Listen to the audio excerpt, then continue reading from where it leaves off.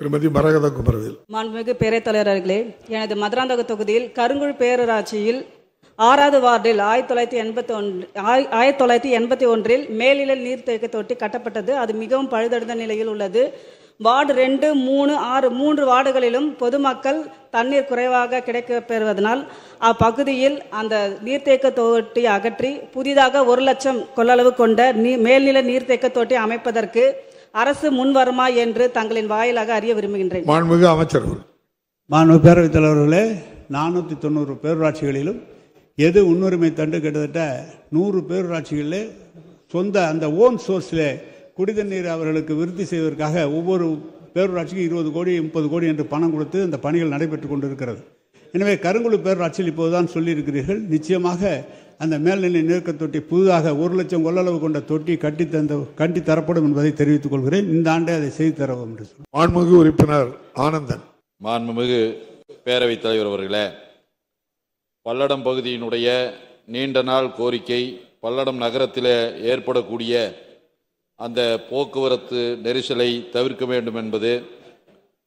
பல்லடம் நகர மத்திய பகுதியில் தேசிய நெடுஞ்சாலை எண் 81 செல்கின்றது. இந்த சாலை கோவையிலிருந்து கரூர், திருச்சி, தஞ்சாவூர் போன்ற கிழக்கு மாவட்டங்களுக்கும் மதுரை, தூத்துக்குடி போன்ற தென் மாவட்டங்களுக்கும் செல்கின்றது. இந்த பகுதியில் செல்லக்கூடிய பேருந்துகள், கனரக வாகனங்கள் மிக அதிகமாக செல்கின்ற காரணத்தினால் பல்லடம் நகர பகுதியில் கடுமையான போக்குவரத்து நெரிசல் தொடர்ந்து ஏற்பட்டு கொண்டிருக்கின்றது. விசேஷ காலங்களில் இப்பகுதியில் மக்கள் மிகவும் சிரமப்படுகின்றார்கள்.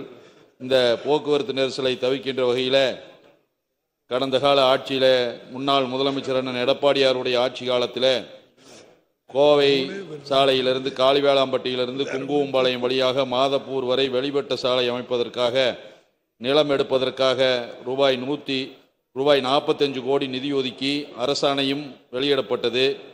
ஆட்சி மாற்றம் ஏற்பட்டதின் காரணமாக திட்டம் கிடப்பில் போடப்பட்டுள்ளது. இந்த ஆட்சியில் உங்கள் தொகுதியில் முதலமைச்சர் திட்டத்தின் கீழ்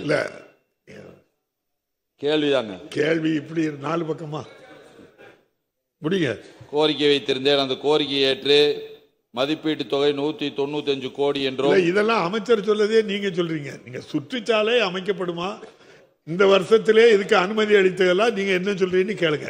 அமைச்சர் வாங்கிடுவோம்.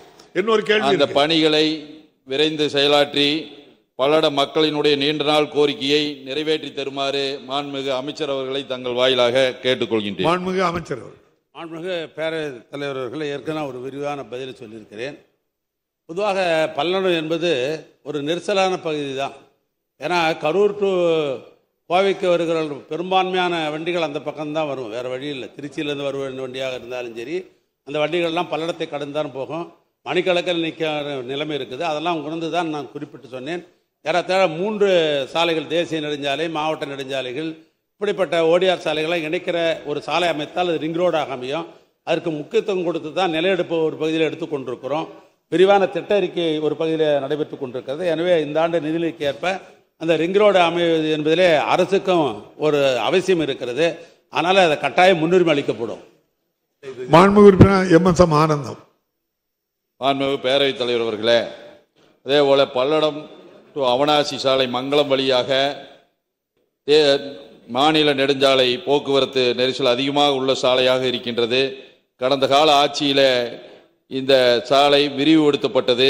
மேலும் நெருக்கடி அதிகமாக இருக்கின்ற காலத்தினால் வருகின்ற காலத்திற்கேற்ப இந்த சாலையை 4 வழி சாலையாக அமைத்து தருமாறு அமைச்சர் அவர்களை கேட்டுக்கொண்டு, அதே போல பல்லடத்திலிருந்து பொள்ளாச்சி செல்லக்கூடிய சாலையும் 4 வழி சாலையாகவும், பல்லடத்திலிருந்து உடுமலைப்பேட்டை செல்லக்கூடிய சாலை 4 வழி சாலையாகவும் அமைத்து தர வேண்டும் என்று மாண்புமிகு அமைச்சர் அவர்களை தங்கள் வாயிலாக கேட்டுக்கொள்கின்றேன். மாண்புமிகு அமைச்சர் அவர்கள். மாண்புமிகு பேரவைத் தலைவர்களே, அவர் சொல்லுகிற இந்த பல்லடம் அவிநாசி சாலை என்பது இப்பொழுதே 4 வழி சாலையாக தான் இருக்குது. அது ஆனால் அது சென்ட்ரல் மீடியா போல விட 4 சில இடங்களில் இருக்குது. அதனால் பல்லடத்துலேருந்து அவிநாசிக்கு வருவர்கள், இன்னும் சொல்ல போனாக்கா ஏர்போர்ட்டுக்கு வரணும் அந்த சாலையை தான் பெரும்பான்மையாக அதை பயன்படுத்துவார்கள். நானே அதில் பல முறை பயன்படுத்தியிருக்கிறேன். ஆனால் நெரிசல் அதிகமாக தான் இருக்கிறது. இன்னும் அதை எப்படி விரிவாக்கம் செய்யலாம் என்று துறையின் சார்பாக நாங்கள் ஆய்வுக்கு எடுத்துக்கொள்கிறோம். அதே போன்று பல்லடம் பொள்ளாச்சி சாலை என்பது அது 10 மீட்டர் அகலம் கொண்ட சாலையாக இருக்கிறது. வரும் நிதியாண்டில் 4 வழிச்சாலையாக அகலப்படுத்துவதற்கு முன்னுரிமை அளிக்கப்படும். அதைத் தொடர்ந்து பல்லடம் உடுமலைப்பேட்டை, இந்த பல்லடம் உடுமலைப்பேட்டை என்பது நெடுஞ்சாலைத்துறையில் வேற ஒரு விங்கு இருக்குது. அது TNRSP என்ற இன்னொரு விங்கு இருக்குது. அந்த விங்கின் மூலமாக 4 வழிச்சாலை அகலப்படுத்துவதற்கு விரிவான திட்ட அறிக்கை தயார் செய்து கொண்டிருக்கிறோம். அது முடிந்த உடனேயே முதலமைச்சருடைய கவனத்துக்கு கொண்டு நிதிகளை பெற்று அதையும் செய்வதற்கு இந்த அரசு முன்னுரிமை அளிக்கும். மாண்புமிகு உறுப்பினர் செல்லூர் ராஜு. மாண்புமிகு பேரவைத் தலைவர்களே, மதுரையில் மக்கள் பெருக்கம் அதிகமாகிவிட்டது, வண்டி வாகனமும் அதிகமாகிவிட்டது. எனவே எங்கள் மேற்கு தொழிலே காலவாசலிருந்து அரசரடி வரைக்கும் போக்குவரத்து நெரிசல் கடுமையாக இருக்கிறது. கோட்டயம், கொச்சி, எர்ணாகுளம், அதே மாதிரி மூணாறு போறதுக்கெல்லாம் ஒரே சாலை இருக்கிறது. எனவே இந்த கடும் நெருக்கடியை போக்குவதற்கு என்ன வேணும்னு சொல்லுங்க. மாற்று வழியாக மாண்புமிகு அமைச்சர் அவர்கள் இப்ப தீர்க்கதிலிருந்து சமயநோடு வரைக்கும் ஒரு ரோடு போடுறாங்க. அதே மாதிரி தென்பகுதியிலும் ஒரு சாலை அமைத்தால், புறவழிச்சாலை அந்த வையாற்றை ஒட்டி அமைத்தால் எந்த ஒரு இட நெருக்கடியும் இருக்காது. இல்ல, தென்பகுதியில் ஒரு புறவழிச்சாலை வேணும். புறவழிச்சாலை, ஆமா. மாண்புமிகு அமைச்சர் அவர்கள். மாண்புமிகு பேரவைத் தலைவர்களே, தென்பகுதியில் இருக்கிற மதுரைக்கு முக்கியத்துவம் தர வேண்டும் என்ற அடிப்படையில் தான் தமிழ்நாட்டு முதலமைச்சர்கள் பொறுப்பேற்ற உடனேயே நகரப்பகுதியில் இருக்கிற அந்த நெரிசலை குறைப்பதற்காக 2 பாலங்களை அவருடைய திருக்கரத்தால் துவக்கி வச்சு பணிகள் நடைபெற்றுக் கொண்டிருக்கிறது. ஒன்று கோரிப்பாளையம் பாளையம், இன்னொன்று அப்பல்லோ பாளையம். அவர் சொல்லுகிற அந்த தென்பகுதியில் இன்னொரு புறவழிச்சாலை அமைக்க வேண்டும் என்பது அது அவசியம்தான்.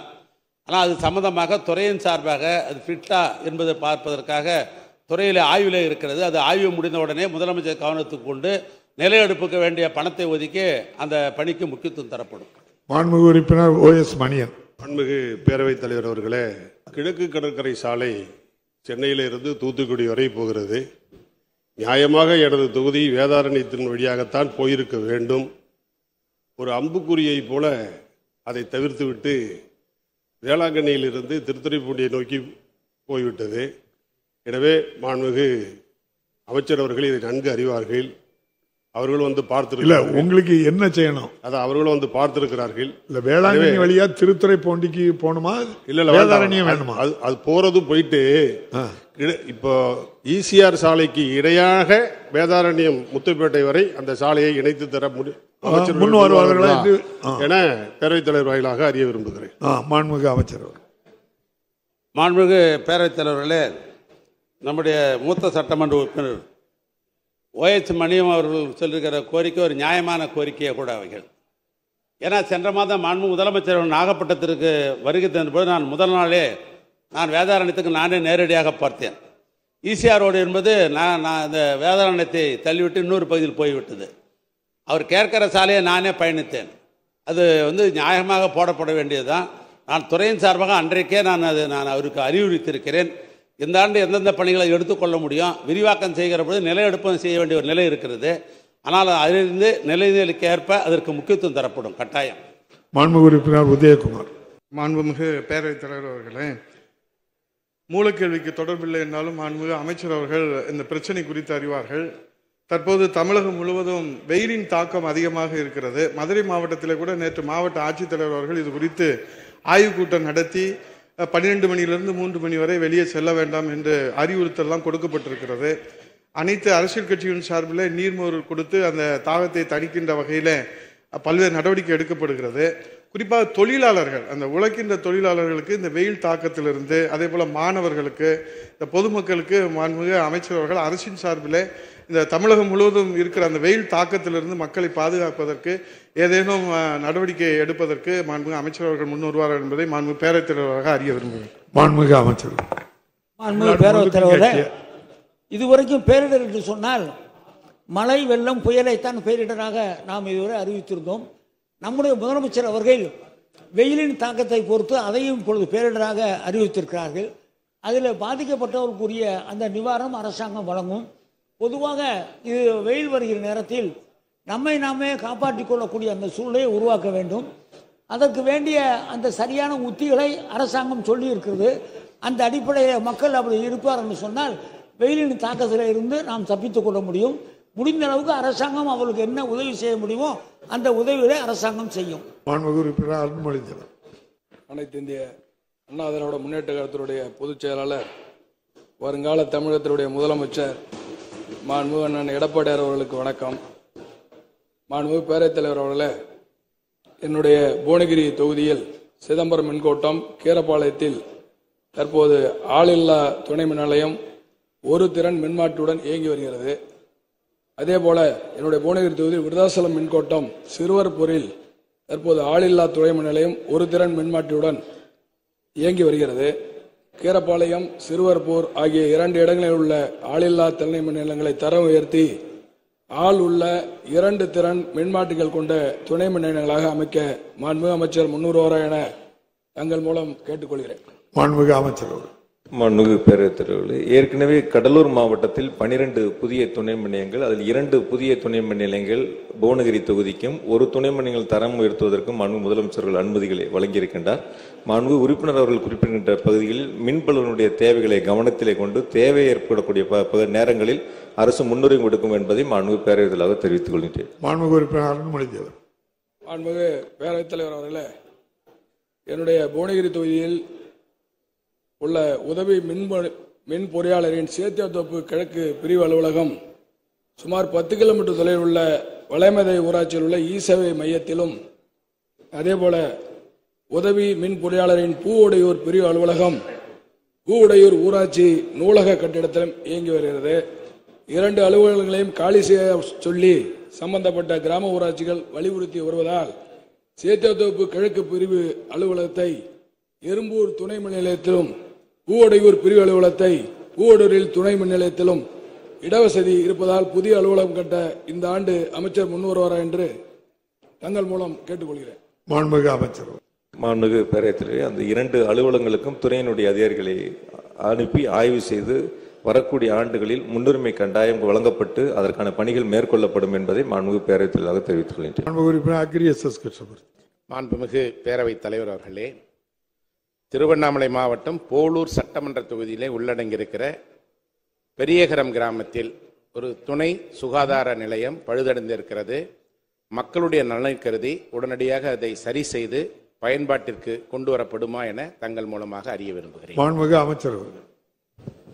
மாண்புமிகு பேரவைத் தலைவர் அவர்களே, ஏற்கனவே வாடகை கட்டிடங்களிலும் பழுதடைந்தும் 2500க்கும் 500க்கும் மேற்பட்ட துணை சுகாதார நிலைய கட்டிடங்களை வருடந்தோறும் 15வது நிதி ஆணையத்தின் நிதி ஆதாரத்தை கொண்டு தொடர்ச்சியாக கட்டி வருகிறோம். அந்த வகையில் மாண்புமிகு மன்ற உறுப்பினருடைய கோரிக்கை பரிசீலிக்கப்பட்டு வெகு விரைவில் முன்னுரிமை அடிப்படையில் அந்த துணை சுகாதார நிலையத்தை புதிதாக கட்டித்தரும் பணியினை மேற்கொள்வோம் என்பதை தங்களின் வாயிலாக. மாண்புமிகு உறுப்பினர் செந்தில்குமார்.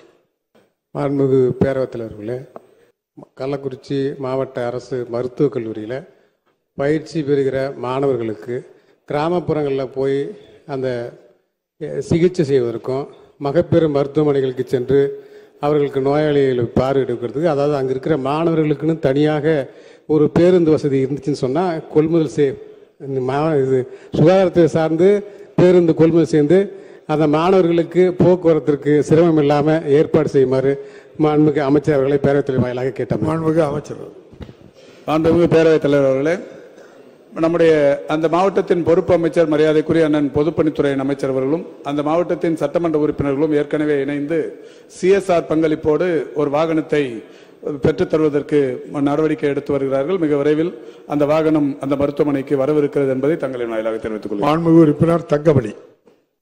மாண்புமிகு பேரவைத் தலைவர் அவர்களே, பங்குனி உத்திரத்தை முன்னிட்டு எங்கள் பகுதியிலிருந்து எடப்பாடி பகுதியிலிருந்து காவடிகள் நிறையாக நடைபயணமாக சென்று கொண்டிருக்கின்றார்கள். சென்னிமலையிலே சாலைப்பணி நடைபெறுகின்ற காரணத்தினால் மேலே விடுவதற்கு அனுமதி இல்லை என்று சொல்லி நேற்று இரவிலிருந்து காத்து கொண்டிருக்கின்றார்கள். மாண்புமிகு அமைச்சர் அவர்கள் அந்த 2 நாள் சாலைப்பணியை நிறுத்தி இன்றும் நாளையும் அங்கே காவடி மேலே சென்று தரிசனம் செய்வதற்கு அனுமதி அளிப்பாரா என்பதை மாண்புமிகு பேரவைத் தலைவர் வாயிலாக மாண்புமிகு அமைச்சரை கேட்டுக்கொள்கிறேன். மாண்புமிகு அமைச்சர். மாண்புமிகு பேரவைத் தலைவர் அவர்களே, உறுப்பினர் ஏற்கனவே வைத்த கோரிக்கைக்கு ஏற்ப 6.40 கோடி செலவிலே சாலையை அகலப்படுத்துகின்ற பணி நடைபெற்றுக் கொண்டிருக்கின்றது. இன்னும் 1.5 மாதத்தில் அந்த பணிகள் நிறைவேறும். பங்குனி உற்சவம் நடைபெறுவதால் அதிக பக்தர்கள் வருவதால் அந்த சாலை அமைக்கின்ற பணியால் இடையூறு என்று தெரிவித்திருக்கின்றார். நான் துறையினுடைய செயலாளரோடு கலந்து பேசி உடனடியாக அந்த மாவட்ட ஆட்சித் தலைவருக்கு தகவலை சொல்லி இந்த 2 நாட்கள் அந்த பணிகளை நிறுத்துவதற்கு ஏற்பாடு செய்யப்படும் என்பதை மாண்புமிகு பேரவையின் தலைவர் வாயிலாக உறுப்பினருக்கு தெரிவித்துக் கொள்கிறேன். மாண்புமிகு உறுப்பினர் விஜயபாஸ்கர். மாண்புமிகு பேரவைத் தலைவர்களே, புதுக்கோட்டை மாவட்டம் ராலிமலை சட்டமன்ற தொகுதி எழுப்பூர் வருவாய் கோட்டத்தினுடைய தலைநகராகும். அங்கு பெண்கள் பள்ளி ஏற்கனவே பிரிக்கப்பட்டு இப்போ பெண்கள் பள்ளி செயல்படுகிறது. 905 மாணவிகள் அங்கே பயின்று வருகிறார்கள். அதனால் அவருடைய நலன் கருதி தான் அந்த பள்ளி வளாகத்திலே இடம் இருக்குது. அந்த பள்ளி வளாகத்திலே புதிய பெண்கள் மாணவியர் விடுதி அமைக்க வேண்டும் என்று அரசு கோரிக்கை விடுத்திருக்கு. சாத்தியக்கூறுகள் இருக்கின்றன. மனம் இருந்தால் நிச்சயமாக அரசு அதை கனிவோடு பரிசீலிக்க வேண்டும் என்பதை மாண்புமிகு பேரவைத் தலைவராக கேட்டுக்கொள்கிறேன். மாண்புமிகு அமைச்சர். மாண்புமிகு பேரவைத் தலைவர்களே, தமிழ்நாட்டிலேயே மிக அதிகமாக புதுக்கோட்டை மாவட்டத்தில்தான் 76 பள்ளி கல்லூரி விடுதிகள் செயல்பட்டு வருகிறது. இதில் 50க்கும் மேற்பட்ட பள்ளி கல்லூரி விடுதிகள் முன்னாள் முதலமைச்சர் முத்தமிழங்க தலைவர் கலைஞர் அவர்களாலும் இன்றைய தமிழக முதலமைச்சர் அவர்களும் வழங்கப்பட்டது என்பதை மகிழ்ச்சியோடு தெரிவித்துக் கொண்டு, இலுப்பூர் அரசு பெண்கள் மேல்நிலைப் பள்ளியில் 900 மாணவிகள் பயின்று வருகிறார்கள். அதில் 626 மாணவிகள் பிற்படுத்தப்பட்டோர் மற்றும் மிகவும் பிற்படுத்தப்பட்ட வகுப்பை சார்ந்தவர்கள். அவர்கள் தொலைதூரம் கிராமங்களிலிருந்து வந்து படிக்கக்கூடிய சூழ்நிலையில் அந்த பகுதிக்கு அந்த பள்ளிக்கு மிதிவண்டிகள் வழங்குகின்ற விழாவிற்கு சென்ற பொழுது அங்கே இருக்கின்ற பெற்றோர்கள், மாணவர்கள், தலைமை ஆசிரியர் உள்ளிட்டவர்கள் புதிதாக பிற்படுத்தப்பட்டோர் மாணவி விடுதி ஒன்று வேண்டும் என்று கோரிக்கை வைத்தார்கள். அதேபோல மாண்புமிகு தமிழக சட்டத்துறை அமைச்சர் அவர்களும் அந்த பகுதிக்கு மாணவர்களின் நலன் கருதி ஒரு விடுதி வழங்க வேண்டும் என்று வலியுறுத்தியிருக்கிறார்கள். அந்த அடிப்படையில் மாண்புமிகு தமிழக முதலமைச்சர் அவர்களுடைய அனுமதியை பெற்று விரைவில் இந்த ஆண்டு இலுப்பூர் அரசு பெண்கள் மேல்நிலைப் பள்ளியில் புதிய மாணவர் விடுதி தொடங்கப்படும் என்பதை தங்கள் வாயிலாக மாண்புமிகு உறுப்பினர்களுக்கு தெரிவித்துக் கொள்கின்றேன். மாண்புமிகு உறுப்பினர் விஜயபாஸ்கர். மாண்புமிகு பேரவைத் தலைவர்களே, சாதகமான பதிலை மாண்புமிகு அமைச்சர் கூறியிருக்கிறார். குறிப்பாக நீங்கள் அதிகமான 78 மாணவியர் விடுதி இருப்பதாக மாண்புமிகு அமைச்சர் கூறினார். பொதுவாக அம்மாவுடைய ஆட்சி காலத்தில் நவீன சமையலறை கட்டடத்தோடு கூடிய விடுதியை அறிமுகப்படுத்தணும். சோலார் வசதி, ஆர்ஓ வாட்டர் அப்படிலாம் கொடுத்தோம். இன்னைக்கு மாணவியர் விடுதியில் என்ன நிலைமைனா, இந்த இன்சினரேட்டர், நாப்கின் இன்சினரேட்டர் பழுதடைந்திருக்கிறது. இப்போ மிக்சி கிரைண்டர் இல்லாமல் இருக்கிறது. இப்போ ஒரு இட்லிக்கு மாவு வாங்கினா கூட நம்ம வெளியில் போய் வாங்கி கொடுக்கக்கூடிய நிலை இருக்கிறது. அதனால மாண்புமிகு அரசுடைய கவனத்திற்கு நான் கொண்டு வருவது, பெண்கள் விடுதினா கண்டிப்பாக காம்பவுண்ட் வால் இருக்கணும், ஆர்ஓ வாட்டர் இருக்கணும், மிக்சி கிரைண்டர் இதெல்லாம் இருக்கணும் அப்படின்றத நான் அரசுடைய கவனத்துக்கு கொண்டு வரேன். குறிப்பாக அந்த கழிவறைகள், அது ரொம்ப ரொம்ப முக்கியமான விஷயம். அட்லீஸ்ட் நம்ம அங்கே இருக்கக்கூடிய நகராட்சி அல்லது பேரூராட்சிக்கு உட்பட்ட பகுதியில் இருந்தால் அவங்களோட நம்ம டைப் பண்ணி விட்டு அந்த கழிவறையை முறையாக பராமரிக்க வேண்டும் என்ற அந்த கோரிக்கையும் அரசுடைய கவனத்திற்கு கொண்டு வருகின்றேன். மாண்புமிகு அமைச்சர். மாண்புமிகு பேரவைத் தலைவர் அவர்களே, குறிப்பாக மாண்புமிகு தமிழ்நாடு முதலமைச்சர் அவர்கள் பொறுப்பேற்றதற்கு பிறகு இந்த பள்ளி கல்லூரிகளில் விடுதியில் இருக்கின்ற அந்த மாணவிகளின் நலனை கருத்தில் கொண்டு கடந்த ஆண்டு மட்டும் 20 கோடி ரூபாயில அந்த விடுதிகள் அனைத்தும் மராமத்து செய்யப்பட்டிருக்கிறது. அதே மாதிரி மாணவிகள் இருக்கக்கூடிய விடுதிகள் முதல் கட்டமாக கல்லூரி மாணவிகள் இருக்கக்கூடிய பகுதியில் இருக்கின்ற அந்த விடுதிகளுக்கு சுற்றுச்சுவர் அமைப்பதற்கான நடவடிக்கை மேற்கொள்ளப்பட்டிருக்கிறது. அதேபோல மாணவிகள் இருக்கக்கூடிய பகுதிக்கு இன்சினரேட்டர் போன்ற வசதிகளும் ஏற்படுத்தப்பட்டிருக்கிறது. இதையெல்லாம் தாண்டி நமது மாண்புமிகு தமிழ்நாடு முதலமைச்சர் அவர்கள் ஊட்டி, கொடைக்கானல் இந்த பகுதியில் பார்த்தீங்கன்னா விடுதியில் தங்கியிருக்கின்ற அந்த மாணவிகள் பார்த்தீங்கன்னா தரையில் படுக்க முடியாது, கடுமையான குளிர். அதற்காக தேக்கு மரத்திலான அந்த கட்டில்களை மாண்புமிகு தமிழ்நாடு முதலமைச்சர் அவர்கள் வழங்கி இன்றைக்கு அந்த மாணவிகள் பயன்படுத்தி வருகிறார் என்பதை தெரிவித்துக் கொண்டு, விரைவில் வர இருக்கின்ற அறிவிப்புகளை மாண்புமிகு உறுப்பினர் அவர்கள் கோரிக்கையிலும் வரும் என்பதை தங்கள் வாயிலாக மாண்புமிகு உறுப்பினர் அவருக்கு தெரிவித்துக் கொள்கின்றேன். மாண்புமிகு உறுப்பினர் திரு AK செல்வராஜ். இங்கதான் இருக்கீங்களா? நன்றி. மாண்புமிகு பேரவைத் தலைவர் அவர்களே, கோவை மாவட்டம் வெள்ளித்தரை ஊராட்சி கடம்பன் கோம்பைக்கு சாலை அமைத்து தருவது குறித்து மாண்புமிகு ஊரக வளர்ச்சித்துறை அமைச்சர் அவரின் கவனத்தை தருகிறேன். மாண்புமிகு ஊரக வளர்ச்சித்துறை அமைச்சர் அவர்கள். மாண்புமிகு பேரவைத் தலைவர் அவர்களே, விவர அறிக்கை ஒன்று உறுப்பினர்களின் மேசின் மேல் உள்ள சிறுகணினில் பதிவேற்றம் செய்யப்பட்டுள்ளது என்பதை தெரிவித்துக் கொள்கிறேன். மாண்புமிகு உறுப்பினர் K செல்வராஜ். மாண்புமிகு எதிர்க்கட்சி தலைவரை வழங்கி மாண்புமிகு பேரவைத் தலைவர் அவர்களே, மாண்புமிகு அமைச்சர் அவருடைய விவர அறிக்கையை படித்து பார்த்தேன். முதலமைச்சருடைய கிராம சாலை மேம்பாட்டு திட்டத்தின் மூலமாக 2024-25 ஆண்டு நிதி ஒதுக்கீடு செய்யப்பட்டு ஊரக வளர்ச்சித்துறையின் மூலமாக அந்த பணியை மேற்கொள்வதாக இங்கே குறிப்பிட்டிருக்கிறார்கள். தற்சமயம் 1.6 கோடி ரூபாய் நிதி ஒதுக்கீடு செய்யப்பட்டிருக்கிறது. அந்த சாலை அமைப்பதற்கு தயாரிக்கப்பட்ட மதிப்பீட்டில் சாலையினுடைய அகலம் வெறும் 2 மீட்டர் மட்டும் உள்ளது. மேற்படி அந்த கடம்பன் கோம்பையில் மொத்தம் 24 வீடுகள் இருக்கிறது. அந்த 24 வீடுகளுக்கு தற்சமயம் நடமாடும் நியாய விலைக் கடைகள் மூலமாக லாரியின் மூலமாக பொருட்கள் விநியோகம் செய்யப்பட்டு வருகிறது. 2 மீட்டர் அகலத்தில் சாலை அமைத்தால் லாரிகள் செல்வதற்கு சிரமமாக இருக்கும். மேலும் அவசரத்துக்கு ஏதாவது ஆம்புலன்ஸ் போக வேண்டும் என்று சொன்னாலும் அது சிரமமாக இருக்கும். ஆகவே மாண்புமிகு அமைச்சர் அவர்கள் அந்த சாலையினுடைய அகலத்தை அதிகப்படுத்த வேண்டுமா கேட்டுக்கொள்கிறேன். மாண்புமிகு அமைச்சர். மாண்புமிகு பேரவைத் தலைவர் அவர்களே, மாண்புமிகு உறுப்பினர் செல்வராஜ் அவர்கள் நெல்லித்துறை ஊராட்சி கடம்பன் கோம்பைக்கு ஒரு சாலை அமைக்க வேண்டும் என்று கேட்டிருந்தார்கள். அது வனத்துறையினுடைய அனுமதியை மாவட்ட ஆட்சித்துறை அவர்களால் பரிந்துரைக்கப்பட்டு அது வழங்கப்பட்டிருக்கிறது. அந்த அனுமதி வழங்கப்பட்டதில் வனத்துறையினுடைய அனுமதி அந்த சாலையின் அகலத்திற்கு அவர்கள் வழங்கப்பட்ட அனுமதியின் அடிப்படையில் தான் இந்த திட்ட மதிப்பீடு செய்யப்பட்டிருக்கிறது. நம்முடைய மாண்புமிகு முதல்வர் அவருடைய கிராம மேம்பாட்டு சாலை திட்டத்தின் கீழ் 1,62,37,000 ரூபாய்க்கு இந்த திட்டம் இன்றைக்கு அனுமதிக்கப்பட்டிருக்கிறது. ஒப்பந்த புள்ளி கோரப்பட்டு விட்டது. வர 11/4/2005 ஒப்பந்த புள்ளி திறக்கப்பட்டு அந்த பணிகள் விரைந்து முடிக்கப்படும். மாண்புமிகு உறுப்பினர் கே. செல்வராஜ். தலைவர் அவர்களே, இந்த கடம்பன் கோம்பை மற்றும் அதன் சுற்று வட்டாரத்தில் மொத்தம் 28 ஆதிவாசி கிராமங்கள் இருக்கிறது. கடம்பன் கோம்பையில் இருந்து மேட்டுப்பாளையத்தில் இருக்கிற அரசு மருத்துவமனை, மேட்டுப்பாளையத்தில் இருக்கிற வட்டாட்சி அலுவலகத்துக்கு வர வேண்டும் என்று சொன்னால் காரமடை வழியாக வந்து கிட்டத்தட்ட ஒரு 52 கிலோமீட்டர் தூரம் வர வேண்டிய சூழ்நிலை இருக்கிறது. ஆகவே கடம்பன் கோம்பை சுற்றி வட்டார பகுதியில் இருக்கிற மக்கள் நேரடியாக பில்லூர் வழியாக நெல்லித்துறை வழியாக மேட்டுப்பாளையத்து வந்து சேருவதற்கு ஒரு மாற்று பாதை இருக்கிறது. மலைப்பகுதியிலே இருக்கிற மொத்தம் ஒரு 8.3 கிலோமீட்டர் தூரத்தில் 1 கிலோமீட்டர் தூரம் இப்போ சாலை அமைக்கப்பட்டிருக்கிறது. மீதம் இருக்கிற 7 கிலோமீட்டர் தூரத்தை இருக்கிற சாலையை அமைத்து தந்தால் கிட்டத்தட்ட அந்த பகுதியில் இருக்கிற மக்களுக்கு ஒரு 25 கிலோமீட்டர் தூரம் மிச்சமாகும். கல்லூரியில் செல்லுகிற மாணவர்களுக்கு, மருத்துவ வசதிக்காக செல்கிற மாணவர்களுக்கு எல்லாருக்கும் நன்மையாக இருக்கும். ஆகவே ஏதாவது மலைவாழ் மக்கள் மேம்பாட்டு திட்டமோ அல்லது பிரதம மந்திரியினுடைய சாலை மேம்பாட்டு திட்டத்திலையோ அல்லது முதலமைச்சருடைய கிராம சாலை மேம்பாட்டு திட்டத்திலேயோ ஏதாவது அது ஒரு மிக முக்கியமான சாலை ஒரு 7 கிலோமீட்டர் சாலை அமைத்து விட்டால் 28 கிராம மக்கள் எளிதாக மேட்டுப்பாளையம் தாலுகா மருத்துவமனை, ஊராட்சி ஒன்றிய அலுவலகம், வட்டார வட்டாட்சி அலுவலகத்துக்கெல்லாம் வருவதற்கு வாய்ப்பாக இருக்கும். மாண்புமிகு முதலமைச்சர் அவர்கள் தேர்தல் பரப்புரையில் அந்த நெல்லித்துறை விலாமரத்தூர் சாலை கண்டிப்பாக ஆட்சிக்கு வந்தால் அமைத்து தரப்படும் என்ற உத்தரவாதத்தையும் தந்திருக்கிறார்கள். ஆகவே மாண்புமிகு அமைச்சர் அவர்கள் இதை பரிசீலனை செய்து இந்த சாலை அமைத்து தர முன்வருவார் என்பதை மாண்புமிகு பேரவைத் தலைவராக மாண்புமிகு அமைச்சர் அவரிடத்தில் கேட்டு அமர்கிறேன்.